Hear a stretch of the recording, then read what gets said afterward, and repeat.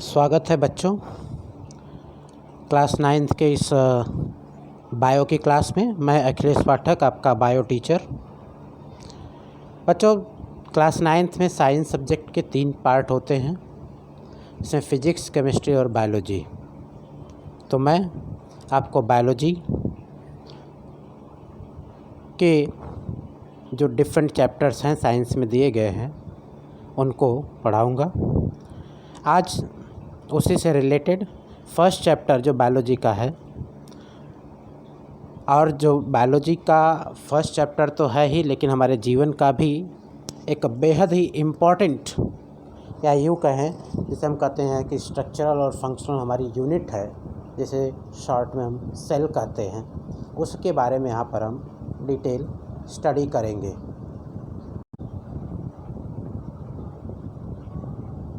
तो इस first chapter का हमारा नाम है फंडामेंटल यूनिट ऑफ लाइफ, यानी जिसे हम सेल कहते हैं। बिना सेल के हम जीवन की कल्पना नहीं कर सकते। आजकल हम लोग देख रहे हैं एक बहुत ही भयानक महामारी फैली हुई है, जिसे कोरोना नाम दिया गया है। ये एक वायरल डिजीज़ है, वायरस जो कि लिविंग और नॉन लिविंग के बीच की कड़ी है, इसलिए इसको सेलुलर और असेलुलर दोनों कैटेगरी में रखा जाता है। लेकिन जैसे ही हम सेलुलर कैटेगरी में आएंगे, यानी सेल्स के बारे में स्टडी करेंगे, फिर वो कम्प्लीटली लिविंग होगा, न कि नॉन लिविंग। तो हम आज सेल के बारे में देखेंगे कि सेल के स्ट्रक्चर क्या होते हैं, सेल के डिफरेंट कंपोनेंट क्या होते हैं, और सेल को हम कैसे कितने टाइप में कैटेगराइज कर सकते हैं। तो सेल की जो सबसे पहले डिस्कवरी की गई थी वो रॉबर्ट हुक के थ्रू की गई थी। इन रॉबर्ट हुक और रॉबर्ट ब्राउन, यहाँ पे 2 नाम आपको साइंटिस्ट के मिलेंगे, इसलिए कन्फ्यूजन दोनों में बहुत ज़्यादा होता है। तो उसको सबसे पहले ही मैं क्लियर कर देना चाहता हूँ कि रॉबर्ट हुक जो थे, ये आपके फादर ऑफ माइक्रोस्कोपी कहलाते हैं। साथ ही साथ जब इन्होंने माइक्रोस्कोप का इन्वेंशन किया, माइक्रोस्कोप की खोज की, तो इन्होंने सबसे पहले सेल की भी खोज की। इन्होंने कॉर्क कैम्बियम में सेल को हनी बी कॉम्ब के लाइक स्ट्रक्चर में देखा, और वहीं से सेल के बारे में डिफरेंट टाइप के ओपिनियन स्टार्ट हो गए। तो रॉबर्ट हुक ने 1665 में 64-65 के बीच में लगभग इन्होंने सेल को डिस्कवर किया। उसके बाद different scientist time to time cell के बारे में, सेल के डिफरेंट ऑर्गेनेल्स के बारे में हमको अवेयर कराते रहे, जैसे जैसे लोगों को पता चलता गया। जब हम सेल की डिस्कवरी के बारे में थोड़ा सा देखते हैं, तो इसमें डिफरेंट टाइप के हम सेल ऑर्गेनेल्स के बारे में भी देखेंगे, जिसमें सेल ऑर्गेनेल्स में सबसे इम्पॉर्टेंट सेल ऑर्गेनेल्स आपका न्यूक्लियस होता है, जिसको अभी हमने बताया कि न्यूक्लियस की खोज रॉबर्ट ब्राउन ने की थी और सेल की खोज रॉबर्ट हुक ने की थी। रॉबर्ट हुक ने 1665 में डिस्कवर किया सेल को, जबकि रॉबर्ट ब्राउन ने 1831 में न्यूक्लियस को डिस्कवर किया। ऐसे ही न्यूक्लियोलस को 1781 में, उसके पहले फोंटाना साइंटिस्ट थे, उन्होंने इसको डिस्कवर किया था। ऐसे ही कुछ सेल के मेन ऑर्गेनेल्स जैसे माइटोकॉन्ड्रिया, गोल्गी बॉडी हैं, इनको भी डिस्कवर करने वाले साइंटिस्ट टाइम टू टाइम इसको डिस्कवर किए। जैसे गोल्गी बॉडी को 1891 में कैमिलो गोल्गी, जिनके नाम पे ही इसका नाम रखा गया गोल्गी बॉडी। ऐसे ही माइटोकॉन्ड्रिया के डिस्कवरी में किसी एक साइंटिस्ट का योगदान नहीं है। इसको ऑब्जर्व करने वाले कोलिकर थे, तो इसको नाम देने वाले बेंडा थे, जबकि इसके फंक्शन को या इसकी प्रेजेंस प्लांट सेल में होती है कि नहीं बताने वाले मेफ साइंटिस्ट थे, जो कि 1904 में लेटेस्ट वर्जन में उन्होंने इसके बारे में बताया। तो हम लोग देखेंगे कि सेल जो कि एक लिविंग बीइंग के लिए स्ट्रक्चरल और फंक्शनल यूनिट का काम करती है, ये कितने टाइप की होती है, इस सेल के कौन कौन से टाइप्स होते हैं। तो जब टाइप्स में हम देखेंगे सेल के, तो उस टाइप्स में 2 मेन टाइप्स हम लोग स्टडी करते हैं, एक प्रोकैरियोटिक सेल और दूसरा यूकैरियोटिक सेल। प्रोकैरियोटिक सेल ऐसे सेल्स होते हैं जिनमें न्यूक्लियस का कंप्लीटली फॉर्मेशन नहीं होता है, मीन्स न्यूक्लियस बहुत ही प्रिमिटिव स्टेज पे होता है। न्यूक्लियर वॉल का भी फॉर्मेशन नहीं होता है, जिससे जो न्यूक्लियर मटेरियल होते हैं वो स्कैटर्ड फॉर्म में होते हैं इन द साइटोप्लाज्म। जबकि यूकैरियोटिक सेल में eu means true, karyon nucleus, एक ट्रू रियल न्यूक्लियस का डेवलपमेंट होता है। तो eukaryotic cell much more advance as compare to prokaryotic cell. इसमें जो न्यूक्लियर मटेरियल होता है वो आपका बाउंडेड होता है with in the nuclear membrane, यानी न्यूक्लियस प्रेजेंट होता है, जबकि प्रोकैरियोटिक सेल में न्यूक्लियस एब्सेंट होता है। ऐसे ही न्यूक्लियोलस भी एब्सेंट होता है प्रोकैरियोटिक सेल में, और यूकैरियोटिक सेल में न्यूक्लियोलस प्रेजेंट होता है। तो ये स्लाइड्स भी आपको प्रोकैरियोटिक और यूकैरियोटिक के आगे हैं। साथ ही साथ सेल का डिवीजन, यानी ऑर्गेनिज्म का डिवीजन हम सेल के बेस पे करते हैं कि नंबर ऑफ सेल्स कितने हैं। अगर एक सेल से किसी ऑर्गेनिज्म की बॉडी का फॉर्मेशन होता है तो then they are called the unicellular organism. Otherwise so many organism are present. ज़्यादातर जो ऑर्गेनिज्म हैं धरती पे वो आपके मल्टीसेलुलर हैं, मीन्स उनके जो बॉडी का फॉर्मेशन होता है मोर देन वन सेल होता है, जिसमें हम कहते हैं कि कॉम्प्लेक्सिटी क्रिएट होती है। इसी सेलुलर ऑर्गेनाइजेशन के बेस पे हम ऑर्गेनिज्म का कैटेगराइजेशन भी करते हैं, एनिमल्स का कैटेगराइजेशन भी करते हैं, जो कि आपको आगे diversity of the living organism में स्टडी करनी है। स्ट्रक्चर और शेप ऑफ द सेल के बारे में जब हम बात करते हैं तो जो सेल के स्ट्रक्चर्स होते हैं वो वेरिएबल्स होते हैं, काफ़ी डिफरेंट टाइप्स के होते हैं। स्मॉलर सेल्स भी हैं तो वहीं पर कुछ लार्जर सेल्स भी हैं। इन सेल्स के स्ट्रक्चर में जहाँ पर हम पीपीएलओ वगैरह को देखते हैं जो सबसे स्मॉलेस्ट सेल के रूप में वर्क करते हैं, तो वहीं पर हमारी नर्व सेल्स जो कि लॉन्गेस्ट सेल के रूप में जानी जाती है और लगभग 1 मीटर लंबी होती है। और ऑस्ट्रिच एग को हम लार्जेस्ट सेल के रूप में भी लेते हैं। तो ये जो सेल होती हैं ये डिफरेंट शेप डिफरेंट साइज़ की होती हैं, और डिफरेंट ऑर्गेनिज्म में भी इनका शेप साइज चेंज होता है। लेकिन साथ ही साथ दो जो मेन कैटेगरी है सेल्स की वो भी इसमें इंक्लूड होती है। वो 2 डिफरेंट लिविंग ऑर्गेनिज्म को फॉर्म करते हैं, एक प्लांट सेल और दूसरा एनिमल सेल। प्लांट सेल जो होती है वो आपका प्लांट्स का फॉर्मेशन करती है, एनिमल सेल एनिमल्स का फॉर्मेशन करती है। पीपीटी के एंड में दोनों के डायग्राम दिए गए हैं जिसको आप देखेंगे, ड्रॉ करेंगे। दोनों के बीच में डिफरेंसेस भी हम लास्ट में बताएंगे आपको कि प्लांट सेल और एनिमल सेल में एक्चुअल में डिफरेंसेस क्या है। जब हम एक कॉमन सेल की बात करते हैं और कॉमन सेल के स्ट्रक्चर की बात करते हैं तो किसी भी कॉमन सेल के जब स्ट्रक्चर की बात की जाती है तो उस सेल के डिफरेंट कंपोनेंट्स को हम कैटेगराइज कर सकते हैं। एक सेल के जो डिफरेंट कंपोनेंट्स होते हैं उसको पहले हम 2 पार्ट में कैटेगराइज करते हैं। फर्स्ट पार्ट होता है लिविंग पार्ट्स या जिसे हम फंक्शनल रीजन्स कहते हैं, और दूसरा होता है non living parts. Living parts में भी 3 मेन कैटेगरीज होती हैं, यानी 3 पार्ट में इनको हम कैटेगराइज करते हैं। एक फर्स्ट होता है सेल मेम्ब्रेन, दूसरा होता है आपका न्यूक्लियस और तीसरा होता है साइटोप्लाज्म। सेल मेम्ब्रेन, हर एक सेल में एक मेम्ब्रेन होती है जो उसको शेप और साइज प्रोवाइड करती है।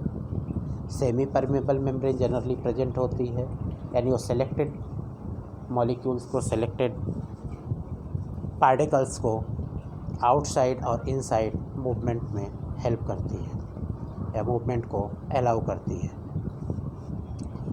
ऐसे ही न्यूक्लियस के बारे में हमने बताया ही कि nucleus is called brain of the cell. इस सेल का ब्रेन होता है, यानी न्यूक्लियस के हिसाब से ही सेल आपका फंक्शन करता है। अगर न्यूक्लियस प्रॉपरली फंक्शन ना करे तो सेल भी प्रॉपरली फंक्शन नहीं कर पाएगा। न्यूक्लियस जहाँ सेल की डिफरेंट एक्टिविटी को कंट्रोल और रेगुलेट करता है, वहीं पर सेल मेम्ब्रेन उसको शेप और साइज प्रोवाइड करते हैं। इस सेल मेम्ब्रेन को हमने बताया सेमी परमेबल मेम्ब्रेन SPM कहते हैं, और ज़्यादातर इसको प्लाज्मा मेम्ब्रेन के नाम से जाना जाता है। प्लाज्मा मेम्ब्रेन के डिफरेंट स्ट्रक्चर में भी जब हम जाएंगे तो फ्लूइड मोज़ेक मॉडल, या लिपिड बाईलेयर मॉडल इसके फेमस मॉडल्स में इंक्लूड किए जाते हैं, जिसमें आते हैं। प्लांट सेल के अंतर्गत सेल मेम्ब्रेन के साथ साथ सेल वॉल भी पाई जाती है, जो काफ़ी रिजिड होती है और जनरली सेलुलोज की बनी होती है। कुछ जगहों पे देखा जाता है कि जो सेल वॉल का फॉर्मेशन होता है वो सेलुलोज से ना होकर के हेमी सेलुलोज, एक्टिन्स और काइटिन्स के थ्रू भी होती हैं।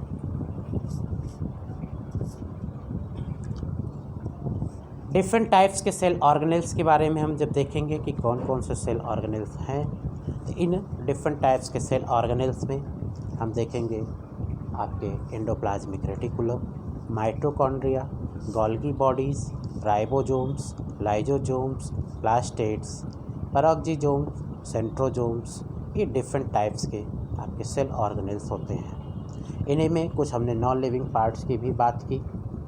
ये नॉन लिविंग पार्ट्स में आपका सेल इंक्लूजन्स आते हैं, जिसको हमने सेल वॉल के रूप में आपको बताया। ऐसे ही कुछ फैट ड्रॉपलेट्स होते हैं, ग्रैन्यूल्स होते हैं या आपका वैक्यूल्स होते हैं, जो कि नॉन लिविंग के रूप में फंक्शन करते हैं विद इन द सेल, लेकिन इम्पॉर्टेंट होते हैं सेल के लिए। अगर ये भी प्रॉपरली फंक्शन ना करें तो हमारी सेल भी प्रॉपरली फंक्शन नहीं करेगी। यहाँ पर आपने अभी देखा प्रोकैरियोटिक और यूकैरियोटिक सेल के स्ट्रक्चर और उनके डिफरेंसेस। ज़्यादातर क्वेश्चंस में पूछा जाता है difference between prokaryotic and eukaryotic cell as well as structure.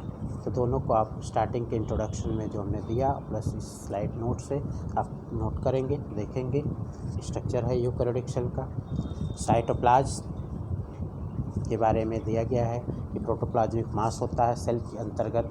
जो कुछ भी जो मेम्ब्रेन बाउंड स्ट्रक्चर होता है, उस मेम्ब्रेन बाउंड स्ट्रक्चर के अंदर न्यूक्लियस को अगर हम एक्सट्रूड कर दें, निकाल दें, उसके बाद जो कुछ भी बचता है दैट इज़ कॉल्ड साइटोप्लाज्म।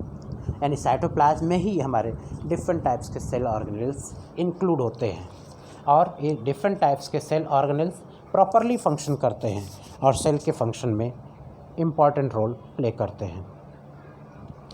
इनमें फर्स्ट हम बता रहे हैं आपको एंडोप्लाज्मिक रेटिकुलम के बारे में। एंडोप्लाज्मिक रेटिकुलम जो कि दो तरह का होता है, स्मूथ एंडोप्लाज्मिक रेटिकुलम और रफ एंडोप्लाज्मिक रेटिकुलम। शॉर्ट में इसको SER और RER के नाम से जाना जाता है। एंडोप्लाज्मिक रेटिकुलम न्यूक्लियस से अटैच स्ट्रक्चर फॉर्म करते हैं जो स्केलेटल ऑफ द सेल के नाम से भी जाने जाते हैं। और जो इसका कैटेगराइजेशन होता है स्मूथ और रफ के रूप में, ये ड्यू टू द प्रेजेंस और एब्सेंस ऑफ द राइबोसोम्स। यानी एंडोप्लाज्मिक रेटिकुलम की वॉल्स पे अगर राइबोसोम्स प्रेजेंट हैं तो उसकी स्ट्रक्चर को रफ कर देते हैं। तो ऐसे एंडोप्लाज्मिक रेटिकुलम जो राइबोसोम्स कंटेन करते हैं वो कहलाते हैं रफ एंडोप्लाज्मिक रेटिकुलम RER। और ऐसे एंडोप्लाज्मिक रेटिकुलम जिनमें राइबोसोम्स प्रेजेंट नहीं होता है वो कहलाते हैं स्मूथ एंडोप्लाज्मिक रेटिकुलम। इनके फंक्शंस जनरली पूछे जाते हैं कि एंडोप्लाज्मिक रेटिकुलम के फंक्शन क्या हैं, और सेपरेट भी पूछा जाता है RER और SER के फंक्शन क्या हैं। तो कहते हैं कि जब हम एंडोप्लाज्मिक रेटिकुलम के फंक्शंस में देखते हैं तो इसके जो मेन फंक्शंस होते हैं, ये आपका सेल के अंतर्गत इसका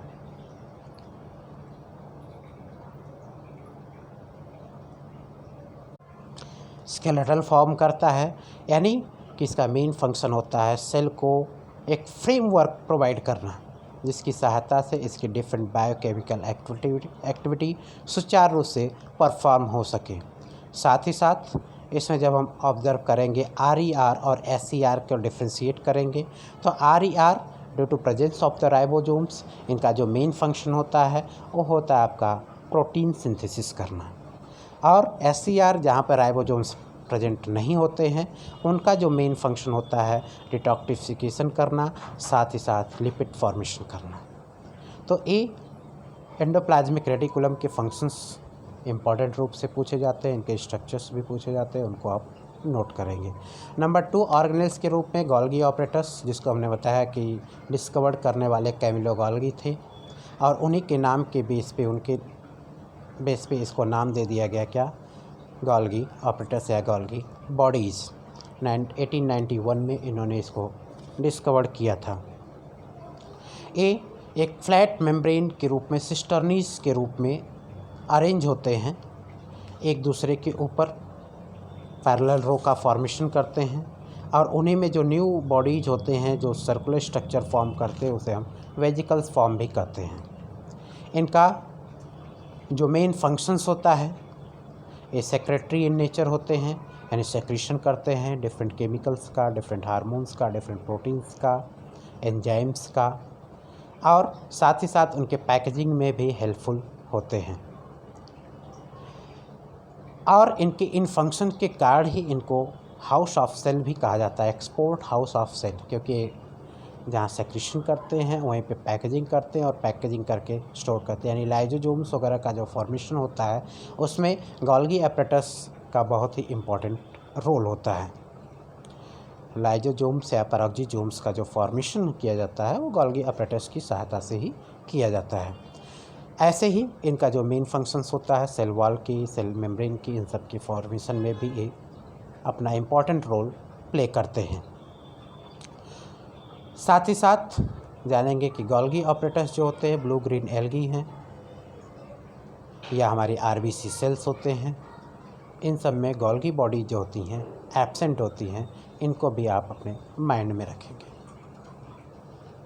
लाइजोजोम्स एक इम्पॉर्टेंट सेल ऑर्गेनेल्स है, और लाइजोजोम से जो रिलेटेड क्वेश्चन जो पूछा जाता है वो सबसे इम्पॉर्टेंट है इसका कॉमन नेम। इसको हम जनरली कॉमनली सुसाइडल बैग कहते हैं, और इसका यही क्वेश्चन आता भी है कि why lysosomes are known as suicidal bags. तो जब इसके बारे में हम देखेंगे कि सुसाइडल बैग ये क्यों कहलाते हैं, तो अभी हमने बताया कि गोल्गी बॉडीज़ के द्वारा सेक्रेट किए गए डिफरेंट टाइप्स के एंजाइम्स जो होते हैं वो पैकेजिंग के रूप में लाइजोजोम्स का फॉर्मेशन करते हैं, और ये डिफरेंट टाइप्स के जो सेक्रेटरी एंजाइम्स होते हैं डाइजेस्टिंग प्रोसेस को हेल्प करते हैं, सेल को काफ़ी अधिक प्रोटेक्ट करने में हेल्प करते हैं, डिफरेंट टाइप के हार्मफुल सब्सटेंसेस को किल करते हैं, और ये बैग लाइक स्ट्रक्चर में पैक रहते हैं। तो कभी कभी क्या होता है रैंडमली ये पाउचेज जो होते हैं ब्रस्ट आउट कर जाते हैं, और जब ब्रस्ट आउट करते हैं तो पूरी की पूरी सेल को ये डिस्ट्रॉय कर देते हैं, इसलिए इनको सुसाइडल बैग का नाम दिया जाता है, या दूसरा नाम इनको स्कैवेंजर्स ऑफ द सेल भी हम कहते हैं, और कहीं कहीं पे इन सिंपल वे में डाइजेस्टिव बैग के रूप में भी इनको नाम दिया जाता है। तो इनको याद रखेंगे कि इनके डिफरेंट नेम्स हैं, क्या डाइजेस्टिव बैग्स के रूप में, सुसाइडल बैग्स के रूप में, या स्कैवेंजर्स ऑफ द सेल्स के रूप में, और इनका जो मेन फंक्शन होता है ये इंट्रासेलुलर डाइजेशन में सेल को हेल्प करते हैं, और साथ ही साथ सेल की क्लीनिंग करते हैं, यानी जो डिफरेंट टाइप्स के फॉरेन मटेरियल्स होते हैं उनको ये डाइजेस्ट कर देते हैं, किल कर देते हैं, जिससे कि सेल्स हमारी क्लीन बनी रहती हैं। बहुत ही इंपॉर्टेंट सेल ऑर्गेनेल्स की बात करने जा रहे हैं, माइटोकॉन्ड्रिया, जिसे हम power house of the cell भी कहते हैं, और इसका भी एक क्वेश्चन बहुत ज़्यादा पूछा जाता है कि why mitochondria is the known as power house of the cell. और साथ ही साथ एक चीज़ और भाई जानते रहिए, mitochondria is the semi autonomous cell organelles. Mitochondria एक सेमी ऑटोनॉमस सेल ऑर्गेनेल्स भी है। दोनों चीज़ें हम बताएंगे कि पावर हाउस क्यों कहलाता है और सेमी ऑटोनॉमस सेल ऑर्गेनेल्स क्यों है। पहली चीज़ जानिए कि ये पावर हाउस इसलिए कहलाता है क्योंकि जो रेस्पिरेशन की यानी ग्लूकोज की ऑक्सीडेशन की डिफरेंट एक्टिविटीज जो glycolysis, Krebs cycle, ETS performs होते हैं विद इन द माइटोकॉन्ड्रिया, जिससे जो एनर्जी होती है in the form of ATP release होती है और माइटोकॉन्ड्रिया में ही स्टोर होती है, और टाइम टू टाइम जब बॉडीज़ को सेल को रिक्वायर्ड होती है तो ये एनर्जी यूटिलाइज की जाती है, इसलिए इसको power house of the cell कहते हैं। अब बात आती है कि why it is called semi autonomous cell organelles. तो सेमी ऑटोनॉमस सेल ऑर्गेनेल्स इसलिए कहते हैं क्योंकि इसमें DNA पाए जाते हैं जो टाइम टू टाइम रेप्लिकेट करते हैं और इसको ऑटोनॉमस, सेमी ऑटोनॉमस बनाने में इसको हेल्प करते हैं। प्लास्टिड्स जो कि प्लांट सेल का एक मेन सेल ऑर्गेनेल्स है, एनिमल सेल में प्लास्टिड्स नहीं पाए जाते हैं। इसको इंट्रोड्यूस करने वाले हमारे साइंटिस्ट हैकेल थे, जिसको इन्होंने 1866 में इसको इंट्रोड्यूस किया। प्लांट सेल में जो प्लास्टिड्स पाए जाते हैं इनको हम 3 डिफरेंट टाइप्स में कैटेगराइज कर सकते हैं। Leucoplast, chloroplast. जो दो होते हैं आपके ल्यूकोप्लास्ट यानी ये वाइट या कलरलेस होते हैं। क्रोमोप्लास्ट एक कलर्ड होते हैं, सेकेंडरी ऑर्गेनेल्स के रूप में काम करते हैं। और इसमें डिफरेंट टाइप्स के क्रोमोप्लास्ट और क्लोरोप्लास्ट कैटेगराइज्ड होते हैं इस क्रोमोप्लास्ट में।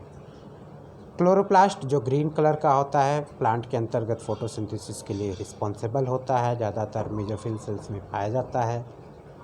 ऐसे ही जो हम डिफरेंट फ्रूट्स या लीव्स के कलर देखते हैं, फ्रूट्स के भी कलर देखते हैं हम, चाहे ग्रीन कलर, चाहे रेड कलर, चाहे मैंगो का आपका ग्रीन कलर पकने के बाद येलो कलर, ये due to presence of plastids ही होते हैं, यानी क्रोमोप्लास्ट की वजह से होते हैं।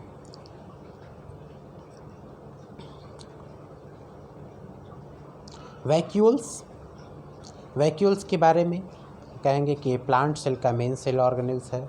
एनिमल सेल में जनरली एब्सेंट होते हैं, प्रेजेंट भी होते हैं तो बहुत ही स्मॉलर साइज में होते हैं, नंबर ऑफ सेल अधिक होते हैं। लेकिन प्लांट सेल में उसके मेन पोर्शन को कवर करते हैं और इस वैक्यूल्स की वजह से ही जो न्यूक्लियस जिसे हम कहते हैं कि ब्रेन ऑफ द सेल होता है, एनिमल सेल में सेंटर में पाया जाता है, वहीं प्लांट सेल में साइड में पाया जाता है due to presence of vacuoles. क्योंकि 50 to 90% सेल वॉल्यूम का जो कवर किया जाता है वो आपका वैक्यूल्स के थ्रू ही किया जाता है। एनिमल सेल का स्ट्रक्चर दिया गया है, प्लांट सेल का स्ट्रक्चर दिया गया है। एनिमल सेल और प्लांट सेल के स्ट्रक्चर को आप ड्रॉ करेंगे, देखेंगे और दोनों के डिफरेंसेस भी यहाँ पर पूछे जाते हैं, इसलिए आप दोनों के डिफरेंसेस भी नोट करेंगे कि एनिमल सेल और प्लांट सेल में एक्चुअल क्या डिफरेंस होता है। एक्चुअली जब हम एनिमल सेल और प्लांट सेल के डिफरेंस में देखेंगे तो सबसे पहले हम सेल वॉल को डिफरेंस के रूप में पाते हैं कि प्लांट सेल में जहाँ सेल वॉल पाई जाती है वहीं पर एनिमल सेल में सेल वॉल नहीं पाई जाती है। ऐसे ही अभी हमने बताया आपको प्लास्टिड्स के बारे में। प्लास्टिड्स जहाँ प्लांट सेल में पाए जाते हैं वहीं पर एनिमल सेल में नहीं पाए जाते हैं। ऐसे ही माइटोकॉन्ड्रिया के बारे में हमने बात की कि जनरली प्लांट सेल में एब्सेंट होती है जबकि एनिमल सेल में प्रेजेंट होती है। ऐसे ही वैक्यूल्स के बारे में हमने बताया अभी कि वैक्यूल्स काफ़ी लार्ज साइज़ में प्लांट सेल में प्रेजेंट होती है जबकि एनिमल सेल में एब्सेंट होती है। तो इसको आप ध्यान देंगे, दोनों के डिफरेंसेस को नोट करेंगे और साथ ही साथ इस चैप्टर में एक छोटा सा टॉपिक और भी हम लोग स्टडी करते हैं, वो है आपका movement of the different substances particles. जब मूवमेंट की बात करते हैं तो इसमें दो चीज़ें आती हैं, एक नंबर 1 पे डिफ्यूजन और नंबर 2 पे ऑस्मोसिस। डिफ्यूजन कहते हैं, डिफ्यूजन एक प्रोसेस होता है मूवमेंट का पार्टिकल्स का, जिसमें high concentration to low concentration जो मूवमेंट होते हैं वो मूव करते हैं। और सबसे इम्पॉर्टेंट है कि डिफ्यूजन जो होता है वो हर एक टाइप में होता है, सॉलिड, लिक्विड और गैस तीनों में होता है और इसमें किसी भी तरह की किसी भी वॉल्स वगैरह की कोई भी ज़रूरत नहीं पड़ती है। और जब हम ऑस्मोसिस की बात करते हैं तो जिसमें इसमें भी मूवमेंट होता है मॉलिक्यूल्स का, वाटर का, लेकिन इसमें जो मॉलिक्यूल्स होते हैं वो एक सेमी परमेबल मेम्ब्रेन के थ्रू मूव आउट करते हैं ऑस्मोसिस के केस में। इसलिए इसमें एक प्रेशर क्रिएट होता है जिसे हम ऑस्मोटिक प्रेशर कहते हैं और जब यह ऑस्मोटिक प्रेशर बैलेंस हो जाता है तो किसी भी तरह का मूवमेंट नहीं होता है और हमारा ऑस्मोसिस प्रिवेंट हो जाती है, चेकआउट हो जाती है, रुक जाती है। यानी ऑस्मोसिस को होने के लिए 3 मेन तरह के ऑस्मोसिस को कैरीड आउट करने के लिए सॉल्यूशंस की कॉन्सेंट्रेशन के बीच में डिफरेंसेस का होना बहुत ज़रूरी है, साथ ही साथ सेमी परमेबल मेम्ब्रेन का भी होना ज़रूरी है। तो यहाँ पे सॉल्यूशंस को हम भी स्टडी कर लेंगे कि सॉल्यूशन कितने टाइप के होते हैं। तो सॉल्यूशन यहाँ पे हम 3 टाइप की स्टडी करेंगे, हाइपोटोनिक, आइसोटोनिक और हाइपरटोनिक। यानी हाइपोटोनिक सॉल्यूशन कहते हैं कि जब सेल के कॉन्सेंट्रेशन के साइटोप्लाज्म का जो कॉन्सेंट्रेशन है और उसके सराउंडिंग में जो सॉल्यूशन दिया गया है वो उस कॉन्सेंट्रेशन से डाइल्यूट है, तब तो हो गया आपका हाइपोटोनिक। अगर सेल और गिवन मीडियम में जो सोल्यूशन है दोनों का, सेल साइटोप्लाज्म में सोल्यूशन दोनों का कॉन्सेंट्रेशन सेम है, तो उसको हम आइसोटोनिक में काउंट कर लेंगे।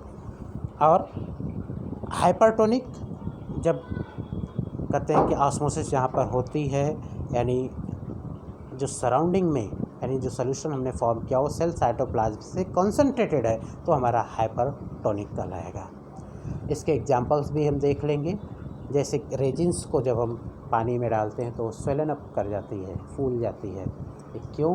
क्योंकि हमारा जो वाटर होता है वो हाइपोटोनिक होता है और जो रेजिन्स के साइटोप्लाज्म होते हैं हाइपरटोनिक होते हैं, इसलिए मूवमेंट हो जाता है वाटर मॉलिक्यूल का इनसाइड द सेल और रेजिन्स सेल में। अगर वही दोनों के कॉन्सेंट्रेशन सेम कर दे, आइसोटोनिक में डालें तो कोई भी चेंजेस नहीं आएगा। लेकिन जब एग को हम शुगर सोल्यूशन में डालते हैं तो देखते हैं वो श्रिंक कर जाता है, ये आपका हाइपोटोनिक का एग्जाम्पल आ जाता है। तो आप इसको भी माइंड में रखेंगे, ये भी आपके सिलेबस का पार्ट है। साथ में मैं आपको इम्पॉर्टेंट क्वेश्चंस जो इस चैप्टर के हैं उसको PDF के रूप में शेयर कर रहा हूँ, उन क्वेश्चंस को आप नोट करेंगे और इस PPT की सहायता से, बुक की सहायता से आप नोट्स को कंप्लीट करेंगे, ग्रुप में शेयर करेंगे। तब तक के लिए धन्यवाद।